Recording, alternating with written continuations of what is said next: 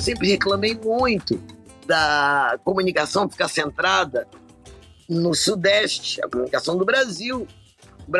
O Sudeste dizendo para o Brasil o que é ser chique. Nordestino não é chique, isso é coisa do Sudeste. E tentando impor uma eurocentrização do pensamento. Ser indígena um dia é fácil, mas quando você nasce, que vai escutando as histórias e aquilo vai sendo repassado, replicado no seu corpo e ouvindo que a gente recebe muitas dores dos nossos antepassados.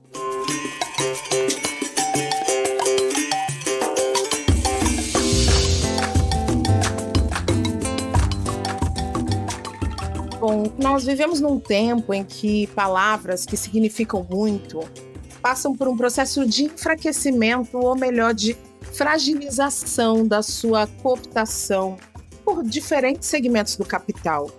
E aí, não que essas palavras percam realmente o seu significado, de forma alguma, não é isso que eu quero dizer, mas elas acabam soando rasas diante de muitos usos equivocados. Por exemplo, empoderamento, sororidade. Vocês acreditam que esses dias me saltaram aos olhos um azeite ancestral? Um pão de forma ancestral. Ambos produtos completamente industrializados. Como é que a gente industrializa a ancestralidade? E aí eu fiquei pensando na relação disso tudo com a palavra, com a comunicação, com a violência manifesta na invalidação da oralidade, como diz Nego Bispo. E eu penso também como nós, que somos comunicadores, que somos comunicadoras, como é que a gente tem um papel de guardiões de muitas coisas, inclusive esse guardião que não permite que a violência seja manifesta na invalidação da oralidade. Porque é a comunicação, seja ela verbal ou não verbal, que não apenas registra e que preserva, mas ela compartilha o tempo. E eu estou falando do tempo de antes com o tempo de hoje. É a comunicação que vai contar para o povo vir o que nós somos agora. E é nesse mar de palavras e tempo que eu tenho o prazer de receber no BiomaCast, com muita honra e reverência, as convidadas de hoje, Yacuí Tupinambá e Elisa Lucinda. Vem comigo!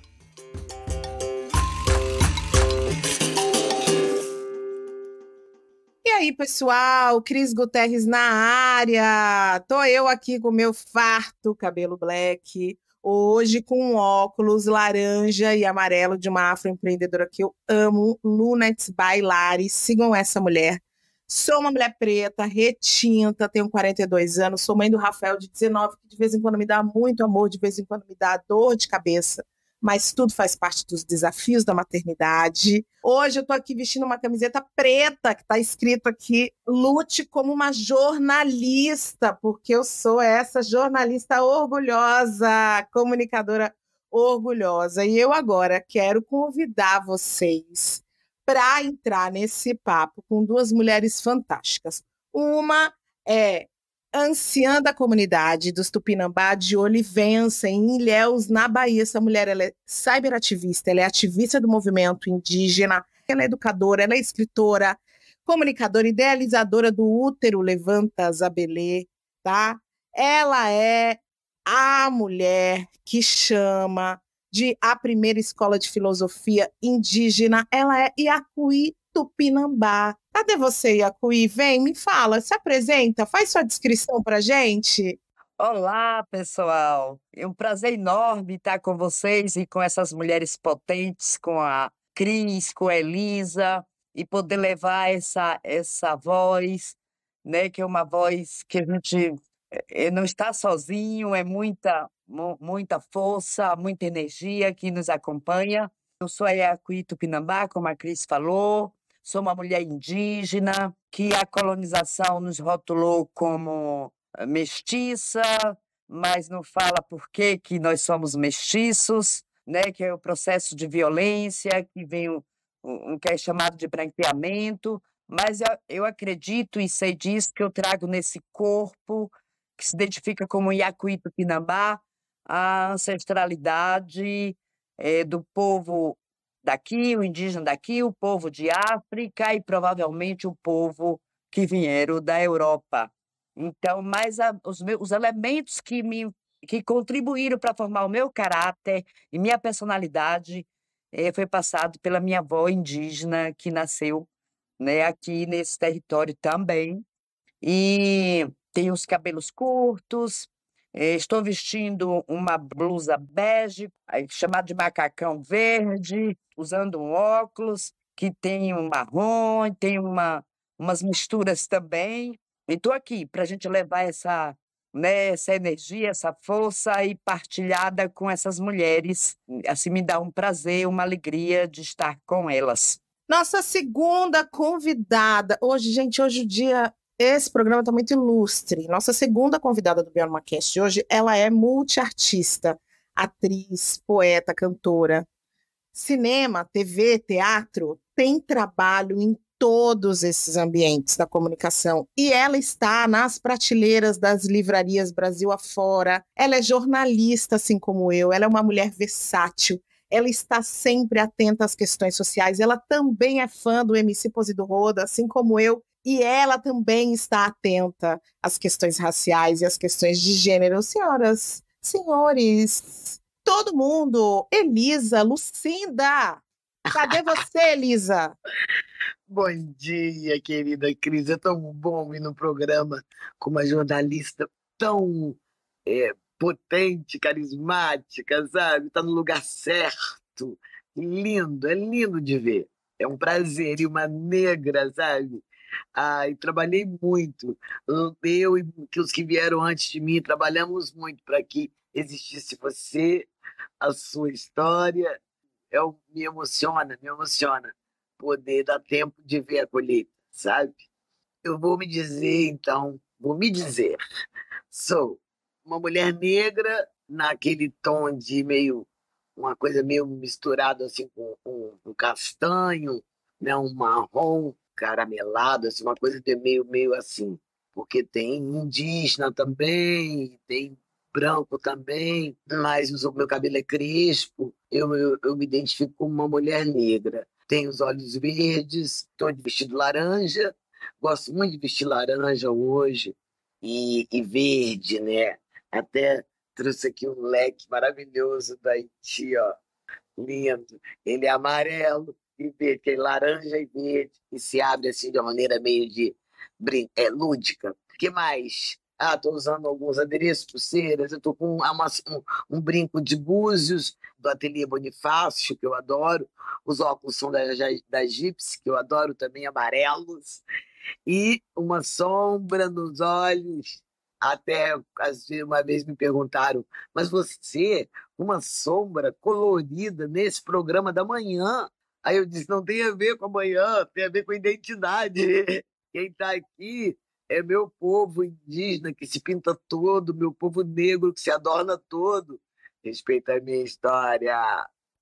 Essa sou eu. Essa é Elisa Lucinda. Eu amei que você começou falando de toda essa luta que você e muitos dos meus ancestrais tiveram para que eu chegasse aqui. Eu tenho um quadro aqui na minha casa, foi uma frase que eu pedi para fazer, que eu sou os sonhos mais selvagens dos meus ancestrais e de todos aqueles que lutaram antes da minha chegada para que eu estivesse aqui. Então você me criou a possibilidade de te dizer aqui no podcast. Obrigada, Elisa. Eu quero poder validar no meu trabalho, na excelência de tudo que eu faço, essa luta empenhada para que eu pudesse me tornar uma comunicadora potente e estar aqui falando de comunicação com vocês. Então, já quero começar perguntando, Elisa, o que é comunicação para você?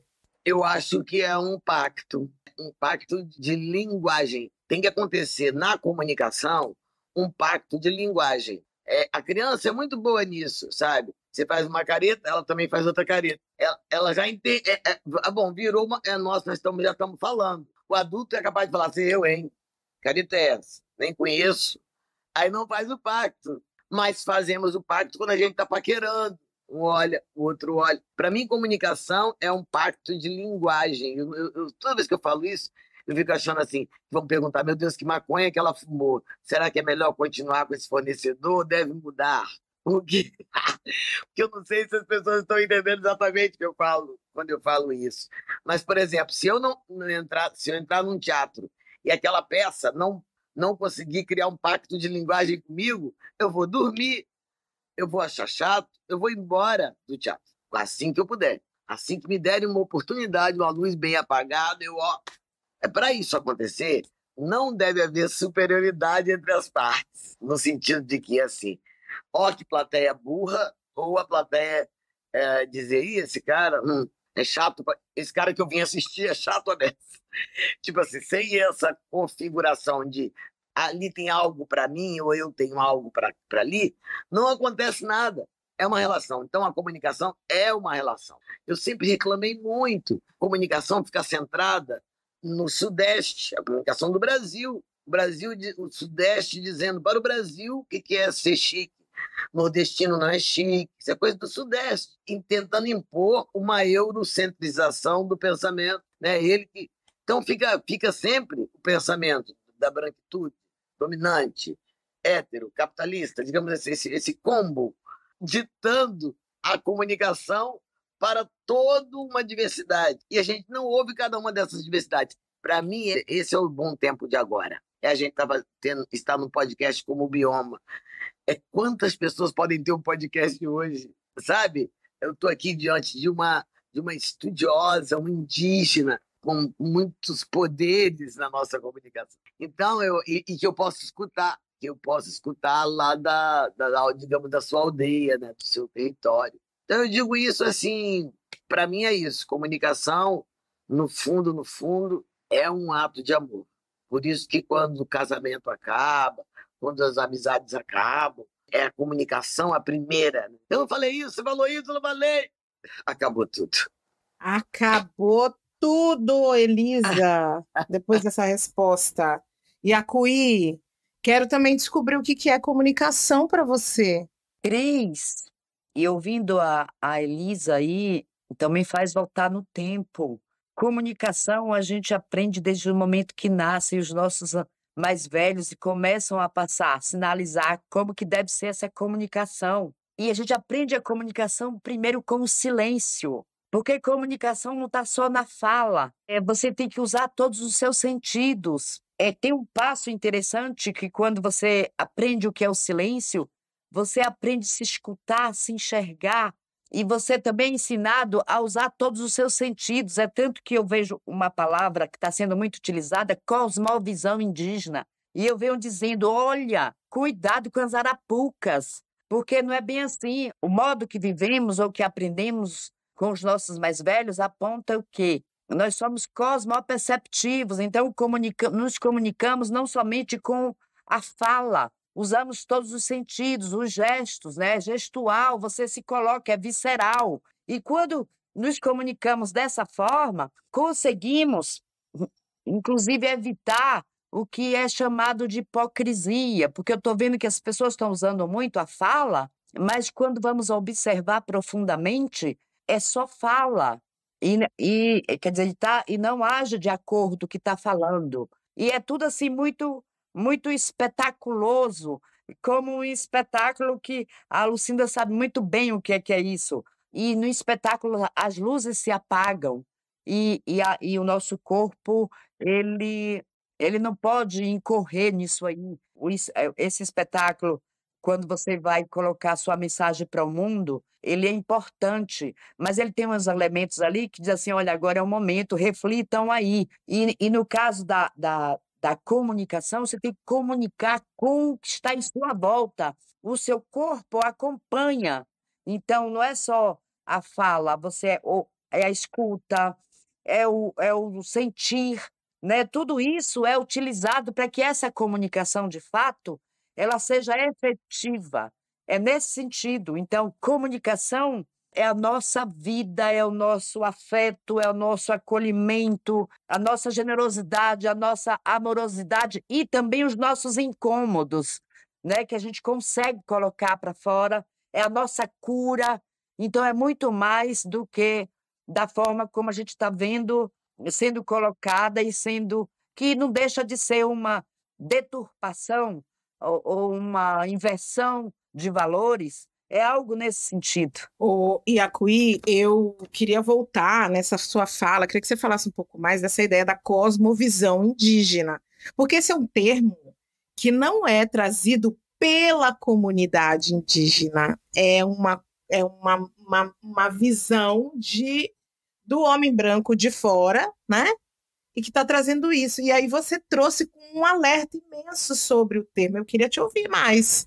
Nossa, meninas, eu fico observando o nosso povo, o povo aqui indígena e o nosso povo de África, porque são corpos que foram escolhidos, né, para serem massacrados e apagados, invisibilizados. E eu venho observando que está havendo uma comunicação que, ao invés de nos fortalecer, de trazer essa ancestralidade, porque quando nós falamos de ancestralidade, está em nossos corpos, a ancestralidade é presente, é o hoje. E a gente saber que existimos por conta dos que vieram antes. E parece que isso se esquece, então, até como já foi dito assim, a ancestralidade parece que também virou um produto, ou está se permitindo que vire um produto desse sistema que foi criado, dessa entidade aí, dessa criatura que está consumindo,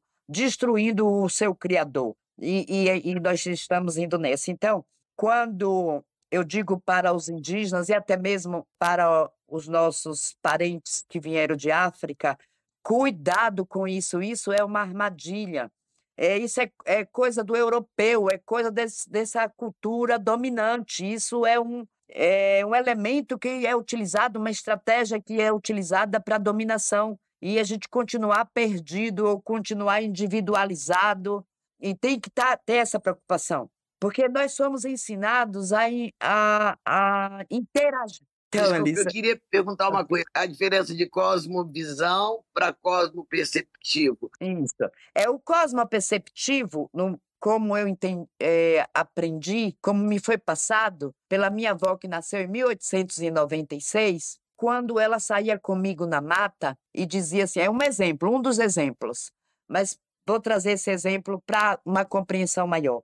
E ela dizia assim, olha, aqui passou uma cobra, olha o cheiro. Aqui passou um tamanduá, olha o cheiro. Se agache, deite no chão e escute os sons que vêm da terra e sinta que é para você, se estiver caminhando sozinha, saber a hora que você tem que se proteger, que pode estar vindo um oponente, ou seja, um inimigo. Ela dizia um inimigo, né? Eu digo um oponente. Então você tem como se, quer dizer, ela ensinava a utilizar todos os meus sentidos para entender esse mundo, para me comunicar com esse mundo. E também essa coisa de enxergar, não enxergar somente o que você olha ali e vê aquela imagem, mas e como que você ultrapassa, que a gente fala assim, olha nos olhos, mas não basta só olhar nos olhos. E além disso, então, não só ouça, mas escute. Como é que se dá esse escutar? É nesse sentido que a gente é orientado, e que a gente chama de elementos culturais que nos identificam como tal povo. É isso? Não é cor de pele, não é cabelo, não é nada disso, e sim esses elementos que são importantes, que formam o nosso caráter e personalidade. Nossa, a partir dessa explicação aí da diferença entre cosmopercepção e cosmovisão, que a Iacuí brilhantemente trouxe para a gente, eu fiquei refletindo aqui como a gente tem trazido aqui dentro do Bioma Cast um grupo de pessoas muito plurais para nos ajudar a entender a dimensão de que a comunicação ancestral é a forma da gente se comunicar, que se vale muito dos saberes e de um protagonismo que ele é territorial, é de onde a gente vem, do território onde a gente está, onde a gente circula, das pessoas, dos lugares que existem ao nosso redor, né? Elisa, me fala uma coisa, essa maneira como você se expressa hoje no mundo e tem se expressado ao longo da sua existência, ela preserva uma memória coletiva desse lugar de onde você veio. Queria que você falasse um pouco desse lugar e dessa construção que você faz. Eu achei muito interessante realmente o que a Gui disse sobre que o termo cosmovisão traduzia uma visão eurocêntrica. E daí vem todas as raízes dessa loucura de tudo ser imagem, tudo filtro, tudo é imagem, imagem, imagem. Eu faço questão, nas minhas lives e coisas que eu faço aqui na internet, eu nunca faço pele, eu não passo um pó, nada, sabe? E batom é uma coisa que eu uso mesmo sempre para umedecer minha boca, eu gosto. E gosto de pintar o meu olho. Mas não, quando eu pinto meu olho, eu quero que você veja que eu pintei de laranja. Eu não quero que você pense que eu sou, que minhas pálpebras são laranja. A gente viu. Tá laranja, tá lindo, combinando com seu óculos amarelo.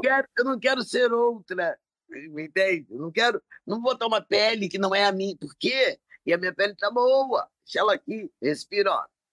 Então, mas eu tenho essa responsabilidade. Quando eu vou falar para o meu público e tal, quando eu estou aqui na minha comunicação, e eu gosto da comunicação não violenta e a comunicação sincera, gosto muito da comunicação que a pessoa está ali inteira, eu sei que tudo simboliza que estar com um brinco de búzios aqui hoje é uma liberdade, e uma liberdade conquistada, porque há 20 anos atrás você era macumbeira, sabe? E de um jeito pejorativo, ignorante de que né, a macumba é uma palavra que quer dizer batuque, que leva a gente para o encantamento. Bom, toda a minha vida, eu acho, até aqui, eu descobri isso há pouco tempo, foi de preservação da minha criança. Quem mora lá? Minha liberdade, minha esperança, bondade de ingênua, quando você nem sabe que existe valores de ouro, de valores humanos para o ouro, você nem sabe que existe o Deus dinheiro. Esse olhar dessa riqueza. Então ali mora o meu tesouro, minha honestidade com as coisas, a educação referenciada nos colonizadores é feita toda para embutir os seus sentidos, para impedir seus recursos humanos. Tanto que a maioria das pessoas que trabalham, desculpe se eu estou ferindo alguém, nessa cargo de gerente de recursos humanos, são fraquíssimos. Umas pessoas estranhas, que você não entende o que estão falando, ou então meio robotizadas. Oi, tudo bem? Sou de recursos humanos. Então, é estranhíssimo, sem recurso humano nenhum, que é chorar, cantar, ajoelhar, gritar, pular, escutar, responder, batucar, tudo é recurso humano, assoviar. Olha quanta coisa que a gente pode fazer, falar muito baixinho, falar muito alto, né? Então, pedir socorro de longe, meu Deus, isso é uma dádiva, poder pedir socorro de longe. Sabe? Olha que recurso. E tem gente que fala, eu não consigo falar alto, de jeito nenhum. Como se fosse isso uma qualidade. E essa vivência de se subutilizar, Iacuí, é assim que eu chamo, subutilização das potências nessa comunicação só aqui, ó. Então eu dou aula disso, sabe, Cris? Dou aula na minha aula de poesia falada, eu dou aula primeiro de tirar da poesia essa coisa impertigada que só afasta os outros e a comunicação não se dá, e tirar da poesia essa vaidade do dizedor que é perfumar a flor. Não precisa, a flor já é perfumada. Já é perfumada. Né? Então, enfim, eu falo para os meus alunos, por exemplo, eu estou aqui falando, eu não ensaiei fazer assim com as mãos. É que meu corpo está falando. A palavra é produzida pelo corpo e está todo mundo conversando aqui. Enquanto eu sinto o cheiro da minha casa, enquanto o ventilador sopra aqui para eu não morrer de calor. Tudo está em jogo, tudo é concomitante. Então, assim, para mim, resumo da ópera, a comunicação, assim, a minha construção vem de uma casa onde a palavra era importante, porque no nosso caso aqui, sabe, no nosso caso brasileiro urbano principalmente, para o meu pai significava a palavra uma nova abolição. Ele chamava de nova abolição. Ele dizia, a gente tem que dominar o discurso deles, levar eles no bico, com tudo que a gente sabe, associada à técnica da palavra dominante. E aqui estou eu, seguindo as indicações. Seguindo as indicações de papai, fazendo um novo mundo e permitindo que outras pessoas venham e façam também. Enquanto você falava, Elisa, eu via a cara da Yacuí louca para falar. Vamos deixar ela falar, que ela quer falar. Eu vi também. Essas trocas, isso é uma São incríveis. comunicação, né? Isso é a comunicação. E ouvindo a Elisa, aí vai passando o filme, né? Tipo assim, eu não. Se eu disser que eu sou uma urbana, eu nunca fui. Às vezes que eu tive que ir, foi para o aprendizado, que a gente precisa fazer esses aprendizados, precisa conhecer esses vários mundos, até para saber, porque se você. No caso, eu sempre tenho dito, olha, ser indígena um dia é fácil, mas quando você nasce, que vai escutando as histórias e aquilo vai sendo repassado, replicado no seu corpo, e ouvindo e a gente recebe muitas dores dos nossos antepassados. Os nossos mais velhos talvez nem percebam que estão fazendo isso. Tipo assim, quando minha avó contava a história dela, eu penso que ela não estava, não sei, era um momento de cura dela, então ela tinha que colocar, que ela dizia assim, eu fui roubada dos seios da minha mãe, eu não tive direito de ser amamentada. E aí, na hora que ela falava essa última palavra, que não tinha sido amamentada, as lágrimas escorriam e ela embargava a voz. E ela, várias vezes, ela falava sobre isso, e eu ali, eu me lembro, e ela não entendia que ela estava passando aquela dor. E aquela dor que eu recebi dela, ela se transformou, que me faz hoje eu me apresento, ou me coloco como ativista pela vida. Né? Não é nem mais pelo movimento indígena, movimento ativista pela vida. Onde tiver violação dos direitos à vida, eu estou lá envolvida e sem medo. Sabe, eu aprendi assim, eu venho fazendo umas leituras, eu chamo esse sistema aí de uma entidade monstruosa criada pelo ser humano mesmo, pela nossa espécie. Alguém lá inventou isso, criou isso e se transformou nesse monstro. E eu venho observando, digo, gente, isso é tão medo. Essa entidade, ela é o medo. E para que ela se alimente, ela implanta o medo, ela cria vazios, ela é em cima da falta, essa entidade em cima da falta que ela vem nessa dominação. E aí, e ela escolhe assim, esses aqui vão, esses agentes ou esses atores vão para isso aqui, esses aqui para aqui. Né? E quando a Elisa traz eu escuto, que eu estou aqui na escuta, e essa escuta, ela não se dá só em estar ouvindo, não. O que ela está passando, ela mexe com todo o meu corpo, porque ali também eu me vejo na história dela. Também faço parte desse mundo dela.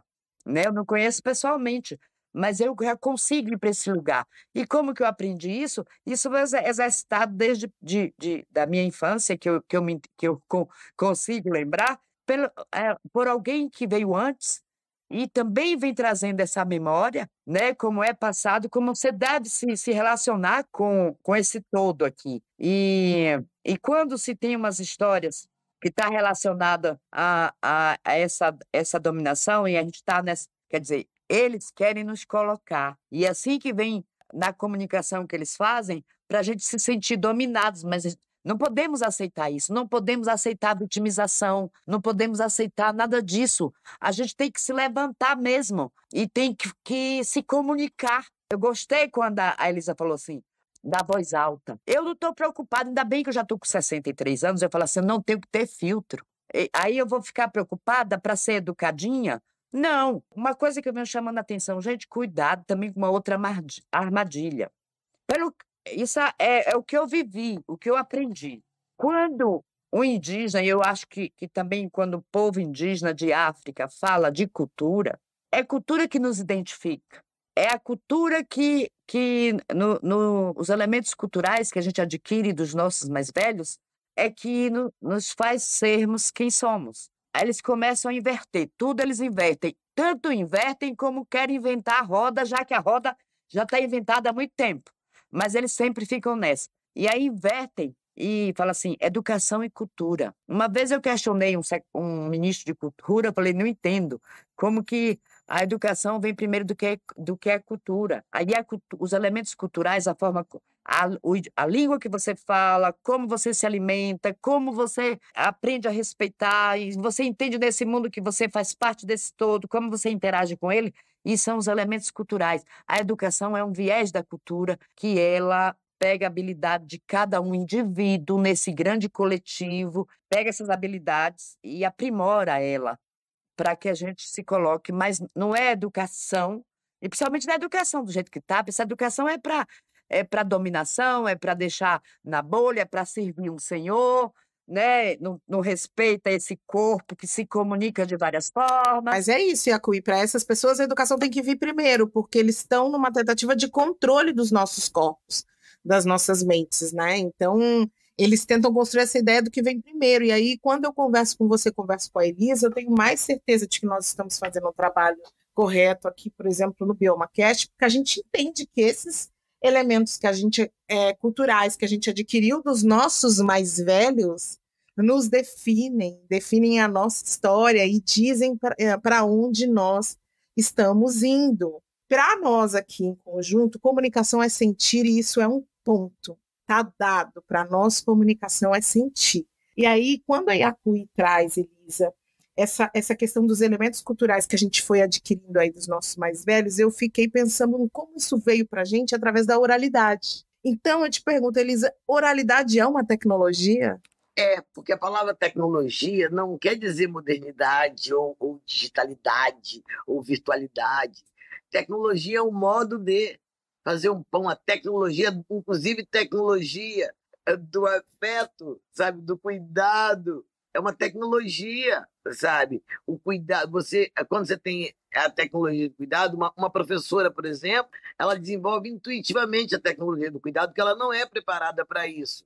Mas ela pega o aluno, ela bota a mão no aluno e fala, já fez o dever, e vê que ele está quente, sente que ele está quente.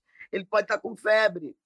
E a professora já providencia um termômetro. Não era, ela foi perguntar se o dever estava pronto. A tecnologia do afeto, ela é ampla e tem muitas camadas. Pode perceber, inclusive, uma pessoa que está prestes a tirar a vida. Se você, com a tecnologia do afeto, não perceber que ali as coisas estão no limite, estão convivendo. O que eu quero dizer é que, na minha casa, meu pai foi muito estratégico. Meu pai ele não se chamava quilombola, porque a gente não falava isso.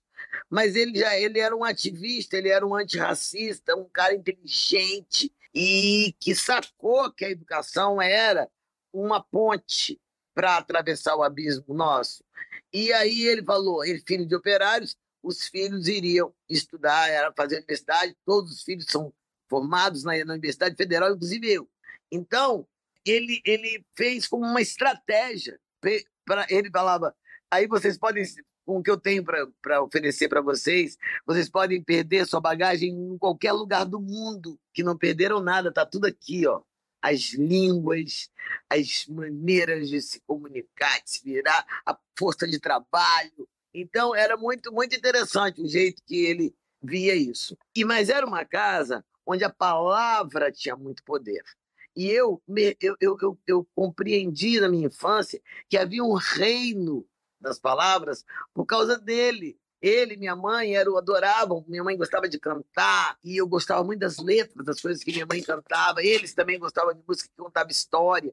Minha avó, a mãe da minha mãe, era uma mulher muito amarga por causa das dores dela, como mulher e tudo naquela época, o machismo violentérrimo, mas ela trazia para gente uma coisa de contar, ela gostava de contar história, principalmente quando a luz faltava muita luz na minha infância. Então, ela ficava contando, e ela aproveitava essas horas para contar histórias de dar medo, mas não era, nem se compara com os terrores de hoje. Mas era um terror assim, meu avô deu carona pro Saci, de moto, sem querer, de motocicleta, só que ela mascava fumo de rolo. Ela era a hora que ela resolvia triturar ele Triturar com o a mão. fumo, aí dava Parava. aquela Aí ela pausa parava. na história. Ah. Foi a minha professora de suspense. Mas isso tudo para mim, um reino de imagens trazido pelas palavras. Isso é a riqueza da minha poesia. Isso. Então, somado essa coisa, essa simbologia das palavras. Meu pai é apaixonado pelo português. Meu pai é apaixonado pela língua portuguesa. Então, a brasileira, como ele chamava. Então, ele dava aula pra gente assim na vida. Você falava assim, ai, pai, nesse verão eu sou. Ele falava, eu ouvi. Aí você aprendia que soar com O era para som e suar com U é para sudorese. E então eu fui crescendo vendo as palavras, vocês estão me entendendo? Vendo elas fisicamente, parecia que existia o ar, o que eu posso pegar no B na palavra. E com um quintal, uma vida muito, muito perto da natureza, muito dentro da natureza. Eu nem sabia que chamava natureza, mas era o quintal da vida que existia, tinha mar, tinha rio, tinha cachorro, tudo, peru, gato, galinha, abacateiro, várias frutas, sabe, as coisas tinham cheiro, as estações, as mangueiras. Então, isso foi a formação. Tudo isso está dentro da tecnologia do meu verso, a tecnologia da minha escrita. Toda essa ancestralidade está a serviço do que eu sou, né? Então, a serviço da minha obra. Está na minha obra, ainda que eu tentasse evitar. Por isso, eu jamais não tento, mas por isso que eu acredito que essa tecnologia ancestral exista. Inclusive, é ela que faz falta nesse mundo. O mundo não vai sair da encrenca que se meteu, e a encrenca que se meteu está aprovada pelo alto nível de suicídio dos países mais desenvolvidos, que não tem problema de pobreza, ninguém entende como é que um bilionário se mata. Eles não entendem porque eles não entendem de Ubuntu, felicidade coletiva. Então, só a solução do mundo para a sua sobrevivência, inclusive ecológica, que se existe um povo que não precisava ter ensinado ecologia, é o povo preto e o povo indígena, principalmente o povo indígena, sabe? Então, assim, esse é o povo que vai salvar o mundo. Tem a solução. Tem a solução. Olha só, se as pessoas foram tomar suas cachimbadas, seus banhos, sua pagelança, se foi tomar seu descarrego, bater a cabeça no terreiro, o mundo também vai ter que fazer isso. O mundo vai ter que se consultar. Vai!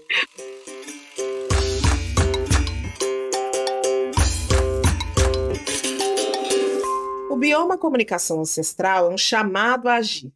Um chamado para você, comunicador negro, indígena, LGBTQIAP+, periférico. Um chamado para você, empresa e marca, que está interessado em uma comunicação que gere valor para você, mas também para as pessoas com quem você quer comunicar. Acesse www.biomacomunicaçãoancestral.com.br. Yacuí, me diz uma coisa, quero saber mais de você. Eu sei que você é idealizadora de um projeto muito bonito, muito potente, que é o Útero Levanta Zabelê. Eu quero saber aí de você, queria que você explicasse para a gente de que útero é esse que a gente está falando e o que isso tem a ver com comunicação e memória, que foi algo que a Elisa falou tanto agora no último momento. Nossa, não é, Cris? Ouvindo a Lucinda, eu estava, mais uma vez, eu digo, nossa, tá aí minha avó contando as histórias, porque eu venho dizendo para as pessoas, olha, a forma como eles nos ensinam, eu estou falando dos nossos antecessores, dos nossos mais velhos, eles utilizam um medo, mas não é esse medo paralisante, essa coisa que diz que traumatiza, que não sei o quê, nada disso, tem nada, relação nenhuma com isso. E eu queria até contar, assim, Lucinda e Cris, uma das historinhas que ela não é tão grande, que é utilizado sempre os encantados, que a gente chama de encantados da natureza, ou encantados das matas, dessa coisa toda. E ela me apresentava a caipora de uma forma, porque eu gostava de caçar, viu? Quando era criança, eu sei fazer arapuca, eu gostava dessas coisas, aprendi tudo isso. E gostava disso. Aí tinha muitos ensinamentos, e tudo pela oralidade, sempre com historinhas, com essas histórias. Mas também ela apresentava a caipora de uma outra forma. E essa outra forma, que eu só vim descobrir isso depois, ela dizia assim: olha, cuidado, que ela vai aparecer para você no seu tamanho. Agora, veja as características dessa caipora. Loura, dos olhos azuis, com a fala mansa, uma fala bonita, que vai te encantar, mas ela vai te levar para a mata, te aprisionar e só vai te dar orelha de pau e mel de abelha para você comer e nunca mais você vai me ver. Misericórdia, aquilo me dava um medo. E enquanto ela dizia que a caipora era loura dos olhos azuis e tinha uma voz macia, esse aí eu ainda não entendia do que era que ela estava falando, só vim compreender depois, que era simplesmente para que eu não saísse sozinha para a mata, porque tem, né, essa relação de respeito e os perigos que assim, a gente chama de perigo que ela oferece. E eu, por E o ser perigo, criança, não tá. e o perigo Mas era o branco, né? mas ela estava falando do perigo que era o branco, que ela mostrava como loura dos olhos azuis, do meu tamanho, com uma voz, né, que era encantadora, mas ela dizia uma voz macia. E aí eu ia me encantar com aquilo e acompanhar. Eu digo, olha só como que é passado essas orientações para que a gente entenda o mundo e consiga interagir com esse mundo e preservando isso. Então, foram ensinamentos importantíssimos. E eu sempre digo assim: eu sou o que sou porque eu sei de onde eu venho. E sei que aí eu posso escolher para onde ir. E eu tenho assim. Eu digo: olha, se eu cheguei até aqui e não fui cooptada, não é agora que eu vou ser mais. Mas eu tenho que estar sempre atenta a isso, porque esse mundo eurocêntrico, essa cultura eurocêntrica, ela é muito ardilosa, ela tem muitas estratégias, ela tem, sabe, a todo tempo se utiliza de mecanismos da dominação para nos manter nessas bolhas, nessa coisa toda. E que bom, eu só agradeço ao universo, né, eu falo, até essa engenharia cósmica, para não estar dizendo para as pessoas que a gente entende como engenharia cósmica, eu já encontro também umas palavras assim para, olha, não, só se você puder exercitar a escuta, mas também eu não estou lá para ensinar ninguém a escutar, nem ninguém a pensar, mas eu sei que eu preciso colocar isso, e se alguém conseguir acessar, bom, né? Quando eu estive na França, alguém chegava assim, dizia assim, só vocês para salvar o mundo. Eu falei, misericórdia, estão atribuindo o que a gente para salvar? Sim, a gente tem um aprendizado, né, dos nossos, que nos ensina como partilhar, entender que a gente é um indivíduo, mas tem um coletivo, a gente não vem para ser individualizado ou aceitar o individualismo. É para a gente colocar esse indivíduo para esse grande coletivo. Tanto que quando eu cheguei na Europa pela primeira vez, eu não me senti forasteira. Eu falei, eu poderia ter nascido aqui.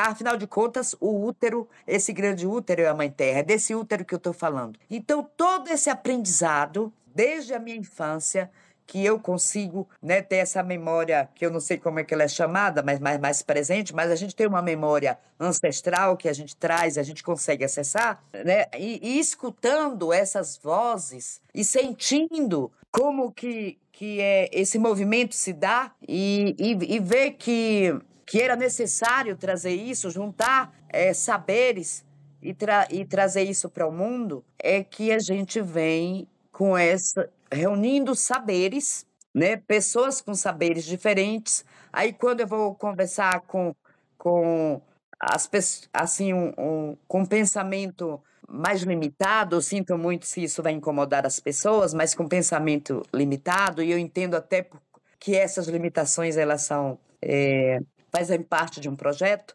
E aí eu apresento essa proposta, que é uma escola viva, como centro de pesquisa e inovação ancestral, que está com essa tecnologia ancestral, né, que as pessoas que vêm sendo invertida, que vem sendo invertido esses valores, e também como um laboratório, ou lab, como eles falam, de desenvolvimento humano e da biodiversidade.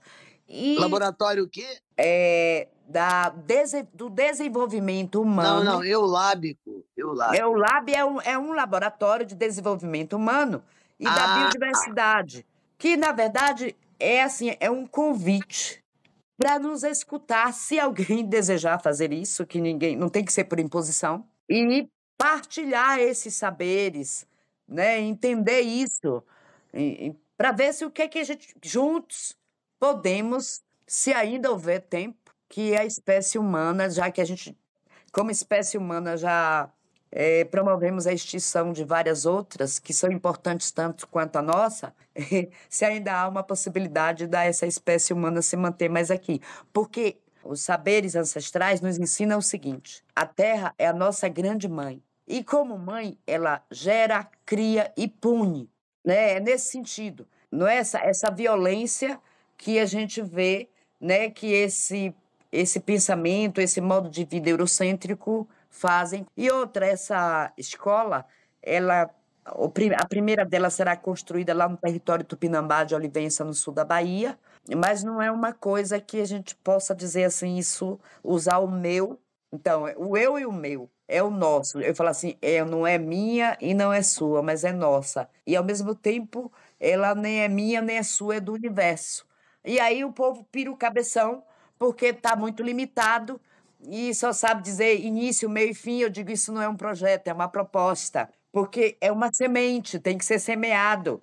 Né? Aí já se afastaram disso, não tem essa compreensão. Isso está dando um trabalho mas é um trabalho gostoso, sabe? Assim, é uma coisa de que você vem. E aí eu venho reunindo esses saberes, que aí é juntando a várias etnias indígenas, ou pessoas que se identificam por grupo étnico, ou por nacionalidades, é o pessoal dos quilombos, da agricultura familiar, do MST, o povo da academia, né? Então, tudo isso é tudo. Elisa, você sabe que eu estava aqui ouvindo Yacuí e eu estava lembrando um pouco do seu livro, da sua peça, do Parem de Falar Mal da Rotina. E aí você fala muito dessa dimensão de tudo que estreia diariamente. E aí eu fiquei pensando se não existiria uma relação entre o útero e a peça, entre o livro, se existe uma conversa entre tudo o que a Iá trouxe para a gente e o que você construiu nesse trabalho.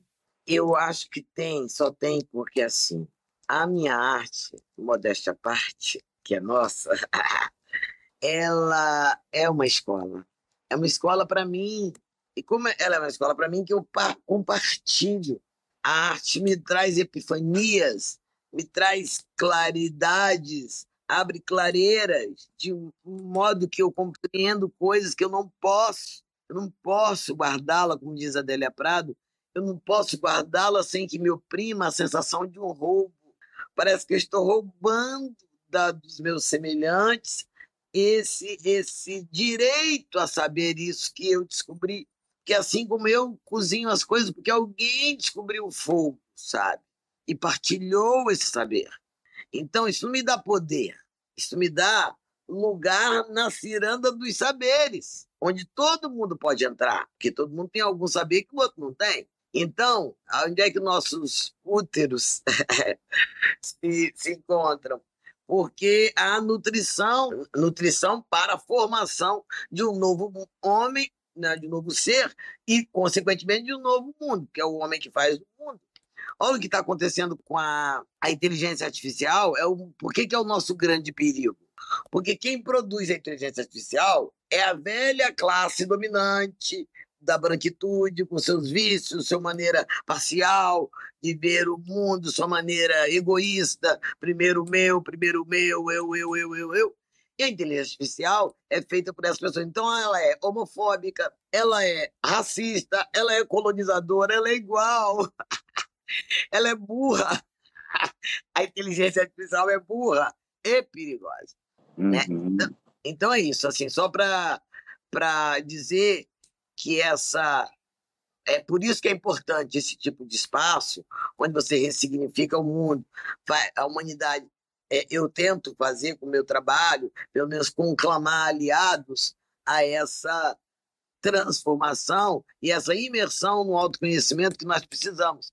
Nós não sabemos de onde nós viemos. Nós sabemos muito pouco sobre nós. É uma vergonha que a gente não saiba identificar. Ó, isso aqui é Guarani, isso aqui, sabe? A gente não sabe da nossa língua, não sabe o que estamos falando. Nada. E se trata de nós, somos nós. Não sabemos quais foram os indígenas da América Latina, nosso continente. Não, somos analfabetos de nós. E esse trabalho que os nossos úteros fazem, a bancada da minha arte e a bancada da sua jornada e da sua escola, é para produzir esse novo mundo mais conectado com a sua verdade, com a sua África e a sua natureza. E eu sinto, Lucinda e Cris, que nós estamos muito ilhados e é preciso ligar esses pontos. Então, nessa escola viva, ou nesse útero, tem que juntar todos os outros úteros, eles precisam se comunicar, sabe? Então, assim que eu estou enxergando vocês, né, pelo vídeo, então é preciso o saber que a Lucinda conseguiu, o saber que a Cris conseguiu e tantas outras pessoas têm por aí, esses saberes podem contribuir e, quiçá, essa escola possa se reverberar no mundo inteiro, outras escolas venham nesse sentido. Agora, o interessante que esse útero aponta, eu já ouvi até de alguns xamãs, pajés, também pessoal da cultura afro, que eles dizem assim, é um chamado da Mãe Terra e um chamado da ancestralidade, aonde nos convida amorosamente com seu afeto para que a gente, tipo assim, reaprender para aprender, trazer esse indivíduo para o coletivo, sentir isso, observando a Grande Mãe no espaço aonde é bem presente. Então, é nesse sentido, né, para que a gente se fortaleça, não para bater de frente com nada, mas dizer assim, olha, só tem uma saída, é o alinhamento, porque precisamos equilibrar as relações para que se harmonize, se é possível ainda isso acontecer. É possível, a gente acredita, e é por isso que nós estamos aqui nesse podcast, a gente está trazendo tudo isso à tona, para que a gente possa seguir nesse alinhamento.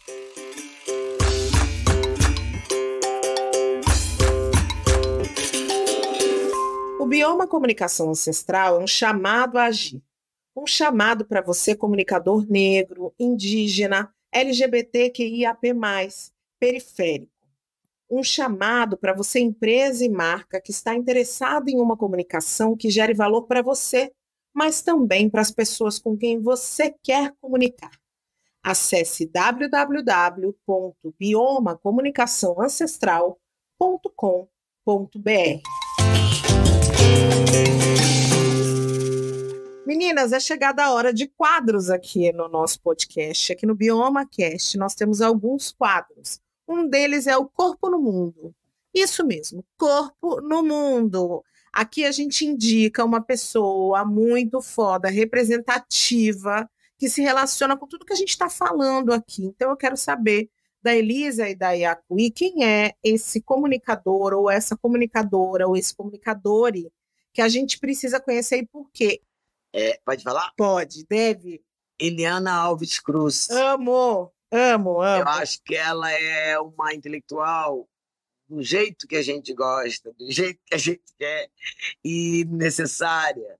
A literatura que ela faz, a articulação que ela faz com a vida, com as informações que ela traz de nós na literatura dela, com a sua ficção impecável, é impressionante. Eu acho a Eliana Alves Cruz uma rainha romancista brasileira. Eu concordo, já tive a oportunidade não só de ler a Eliana, mas também de entrevistá-la, e eu sou muito fã. Yacuí, quem você traz para nós? Nossa, eu pensei que nenhum dos nossos, quer dizer, que dos corpos invisibilizados, mas que tem a voz e ainda não é permitido até por ser uma mulher, que foi a segunda, com esse nome de cacique, porque eu tenho umas ressalvas com esse negócio de cacique, mas tudo bem. É uma liderança feminina, é considerada, nessa leitura aí, a segunda mulher indígena nessa contemporaneidade a ter esse título de cacique, então, que lidera um povo, e a primeira mulher a liderar um povo indígena da Bahia, que é a cacique Maria Valdelice, e é um corpo que vem sendo muito perseguido por esse patriarcado, né, que trouxe esse machismo perverso. Então, acho que é isso, é dar a essas pessoas que têm essa comunicação e que traz essa oralidade, dar essa abertura para que ela possa se colocar para o mundo, né, e contribuir com os seus saberes também. Sim, e ela é uma liderança do povo tupinambá, né? A Maria Ela, eu Valdelice faço parte da Amaral. escada dela, é. Exatamente. E tem uma história de muita luta, muita braveza, já foi presa injustamente. Isso. É só você ir nas redes sociais que você vai conhecer um pouco mais, que foi uma bela escolha aqui da Iacuí. Temos mais um quadro nesse programa. Sim, temos um quadro que é Saber é Sentir. Esse é o quadro e vocês vão tirar de letra. A ideia aqui é da gente se desafiar a reconhecer dimensões que são menos concretas do conhecimento. Então, a pergunta é que vocês dividam com a gente alguma coisa que vocês fazem, um conhecimento ou uma atitude, algo que vocês fazem porque vocês sentem, não porque vocês aprenderam em algum momento em alguma escola, em algum livro. Elisa, o que é aí que você sabe porque você sente? É que tudo que eu sinto eu aprendi em algum lugar, sabe? Fiquei tentando pensar aqui agora, eu aprendi a amar as cores, não sei desde quando. Então eu nunca parei de desenhar, eu nunca parei de colorir, eu nunca parei de ter meus lápis de cor, mesmo depois de grande, por exemplo. Isso é uma coisa que eu faço, sou eu isso que você está vendo lá no fundo aqui, atrás do piano, eu que vou colorindo, eu compro gravuras e vou colorindo, sabe? Adoro brincar de colorir, não tem nenhuma, é uma coisa que eu faço para, sei lá, nem sei E dizer. são lindos os trabalhos que a gente está vendo. A gente está tendo a oportunidade, o pessoal que está ouvindo não está tendo, mas nós temos, de ver a verdade. sala da Elisa, com todos os objetos de arte dela e com a arte que ela mesma produz. É uma coisa que eu sinto que sempre, eu nunca fiz um curso disso. Aprendi quando era criança, na escola, a colorir. E uma outra coisa que eu queria ensinar, e essa eu queria provocar, que é assim, na minha vida, eu escrevo independente, não sei se vai ser poesia, se vai ser prosa, se é uma página de um diário íntimo, e se eu não vou publicar, isso não é o primeiro assunto.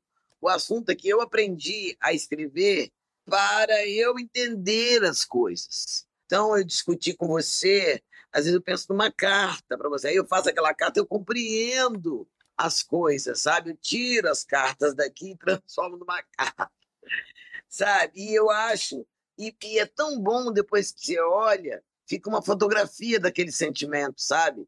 E quem lê já é o outro, já não é mais aquela. Mesmo porque botar aquilo para fora faz parte de uma certa cura do que não foi resolvido. Eu aconselho as pessoas terem um diário. Tá deprimido? Escreve hoje, amanhã, depois lê, um dia vai ler todo o processo da sua tristeza, sabe? Eu acho que é uma coisa simples ao alcance da gente e um bom tratado emocional. Acho que a poesia é um tratado emocional da humanidade. E que tratado! E Iacuí, o que é que você sabe porque você sente ou porque você aprendeu, mas não nos espaços convencionais de aprendizado? Eu sempre assim, eu sempre fui questionadora. Eu acho que eu nunca saí daquela fase dos porquês. E aí acho que eu enchi muito a minha avó, ela acho que quando queria se livrar de mim, ela dizia assim, menina, tem coisa que você não vai conseguir ter respostas aqui, mas isso ela falava de um jeito amoroso que não interferiu a ponto de eu desistir disso. Ao contrário, ela deixava uma deixa que eu continuei nessa e estou até hoje. E eu sempre fico assim me perguntando, eu não fico perguntando aos outros, eu me pergunto para entender, né, como que a gente se coloca aqui. E uma das coisas que vinha assim, eu digo, olha, eles queriam tanto ser com os mais velhos que eu aprendesse o letramento. Mas também eles diziam que a melhor escola era a escola da vida. Então, a escola da vida, ela é um elemento que, né, me dá essa condição. E quando eu acesso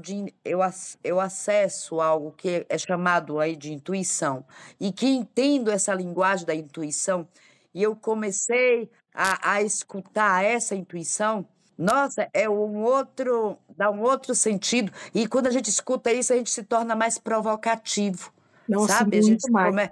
porque a gente se provoca, mas a gente se provoca, tipo assim, exteriorizando isso. Eu tenho um escrito, inclusive, que quando a Lucinda fala assim, quando ela escreve, ela não estava preocupada. Eu tenho escrito, eu nem já perdi até, não sei se tem 3 anos ou mais que isso, que eu escrevi.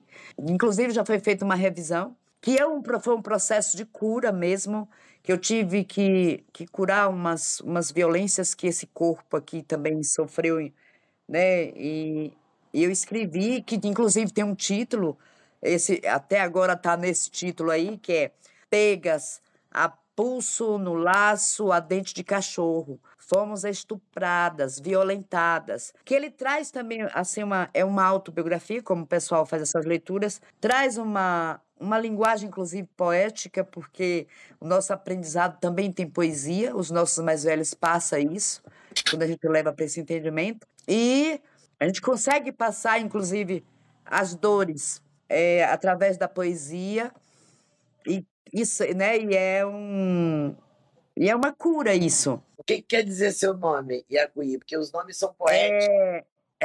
Iacuí significa água que se bebe em cuia, porque Oi, em tupi, esse Y aí representa o I, ele é água.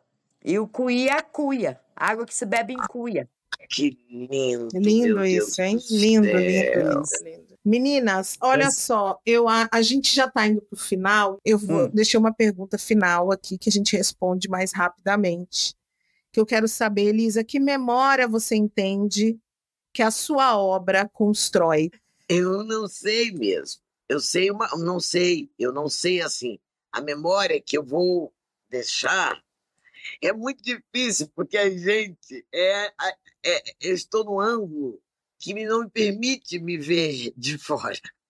Eu estou aqui dentro, eu não sei me ver de fora, assim. Eu sei uma coisa, assim, eu não descanso nessa obra. A todo momento, com toda criança que passa na minha aba, na minha asa, toda pessoa que eu conheço, que eu encontro, tudo eu acho que é a Vera, tá valendo. Mesmo que nunca mais eu volte a te ver. Eu vou dizer o que eu acho, escutar o que me vieram me trazer.